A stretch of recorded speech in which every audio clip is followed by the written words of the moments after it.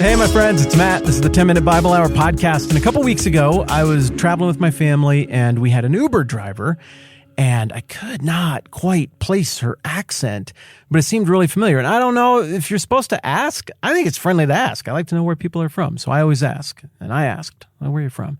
And she was delighted to tell me that she's from Transylvania. It's like, oh, that's the coolest thing ever. No wonder I recognized your accent. It's like Saturday morning cartoons and stuff. That makes perfect sense. We had a big laugh, and it was super fun. And I think I read the room right. It's possible that I did not, but it seemed like we had a nice time.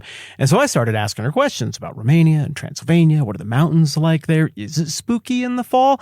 Well, what's the deal? How do locals think of Dracula, Vlad the Impaler? What's their opinion of him? And she told me the whole story and all of that stuff. And I asked her if she'd ever read Bram Stoker's Dracula, because it's a book that I love. And she's like, oh, yeah, that we got a lot of tourist money because of that book. And we laughed some more. And she was just great. But it got me thinking more the last couple of weeks about how much I love that book, Bram Stoker's Dracula. Have you ever read that? It's the first kind of spooky book that I ever read for myself. I think it is a literary classic. I think it's brilliant. And it's also, in addition to being the first hair-raising thing I ever read, it's the first found footage book I ever read. Like the Blair Witch Project is found footage, or Cloverfield. Is that the name of the movie that came out later?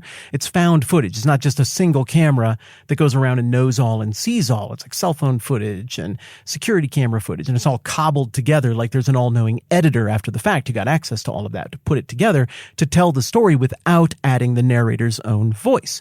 Well, that's how Dracula, Bram Stoker's Dracula is. It's memorandums and diary entries and receipts and travel records, and it's super, super fun. I have a copy. Hang on. I got it. I'm coming back.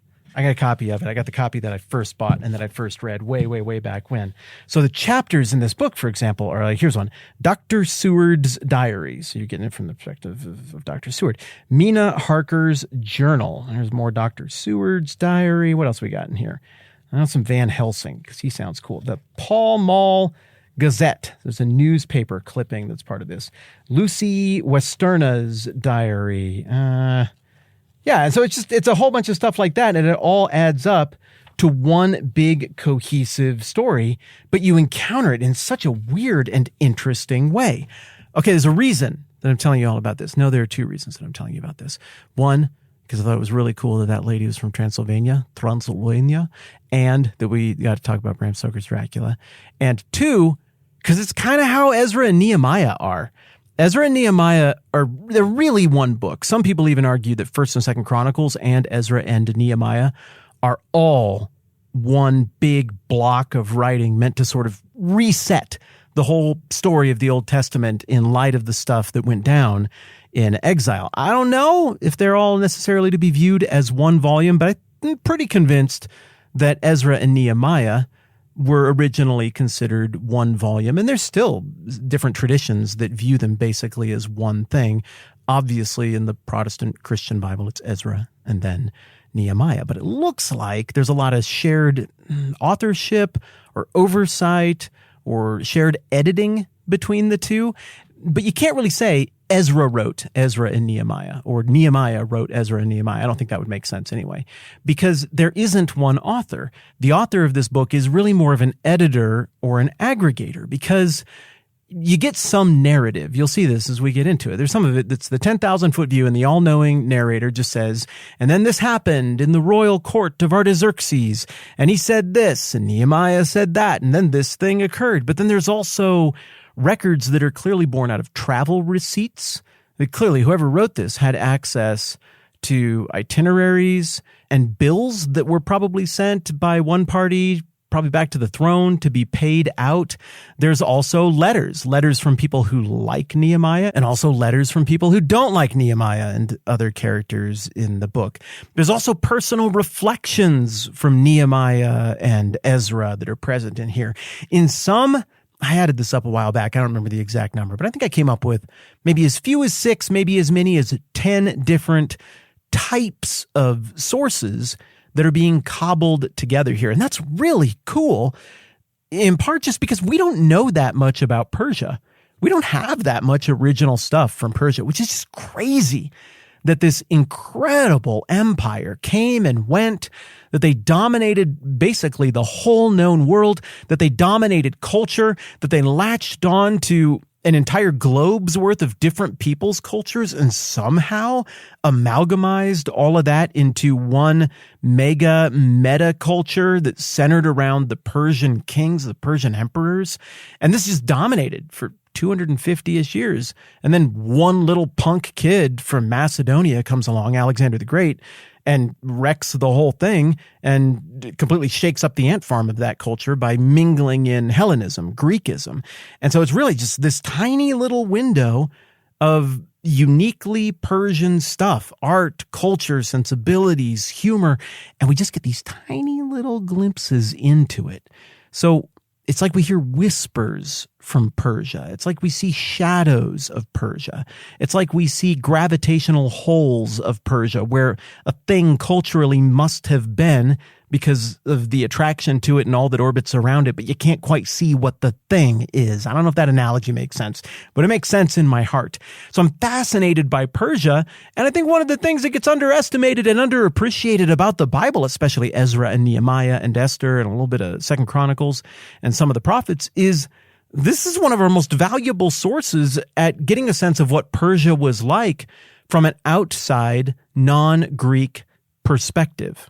And whoever wrote Ezra and Nehemiah pounded pavement, my friends. They busted their butts. They worked so hard. They put in freedom of information requests. I'm guessing they didn't call it exactly that, but you get the idea.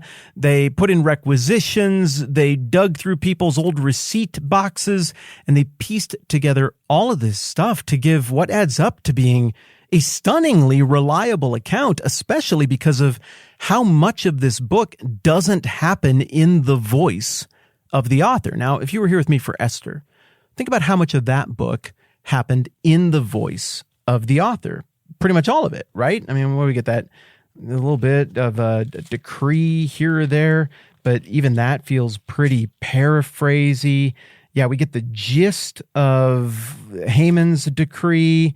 We get a bit more specifics on Mordecai and Esther's counter decree.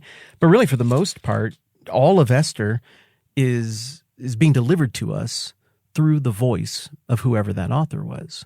But in Nehemiah, we're hearing from everybody, the good guys, the bad guys, the in-between guys, the completely bored bureaucrats who just stamp the paper and shuffle the thing on down the line.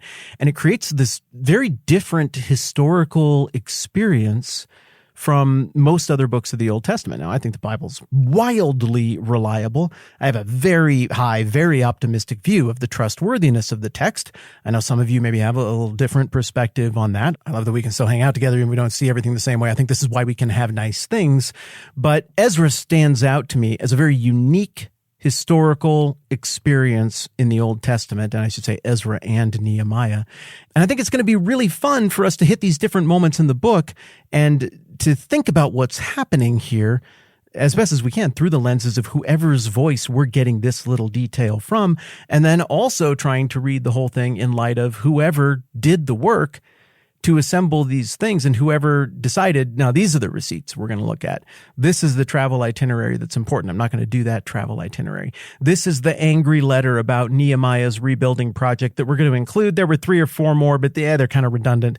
They're not quite as juicy. I'm not going to include them. This is the one that really tells the story. It gets it done. Let's be efficient here and respect people's time. There's a whole human thought process here that we're going to try to detect as well behind not just what made it into Ezra and Nehemiah, but in regards to what did not make it in, what would have been redundant, unhelpful, whatever it might be. So in summary, I love Bram Stoker's Dracula because it's built like no other book that I have ever read or that I'd ever read up until that point.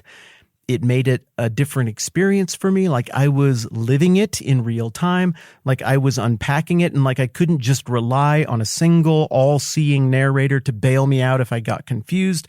I had to cobble this together. And what I loved about that book as a young man and still is that I felt like the author, Bram Stoker, assumed my competence, assumed that I could follow the trail of breadcrumbs and arrive at the right places. And I think the author, likewise, of Ezra and Nehemiah, assumes your competence across the ages.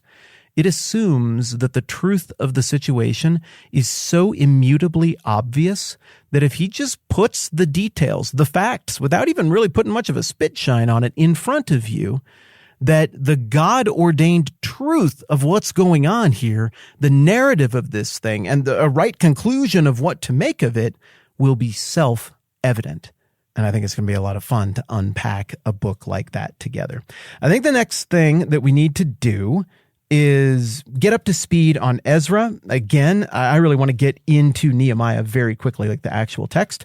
So I think we'll do a lightning overview of Ezra just to get really the first half of the book, the prequel, so that we can dive deeply into the sequel with all of Ezra clearly in view as well.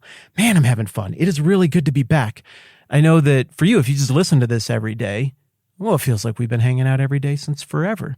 But stuff got crazy for me about a month ago, and I had to work ahead, and I got real sick, and my family got sick, and there was travel plans that got canceled, and then we made new ones, and it went nuts. And so I'm super excited because I feel like I haven't seen you for a while, and it's really nice to hang out. And I love that we get to do this, and I guess we'll do some more of it tomorrow. All right. I'm Matt. This is the 10-Minute Bible Hour podcast. Let's do this again soon.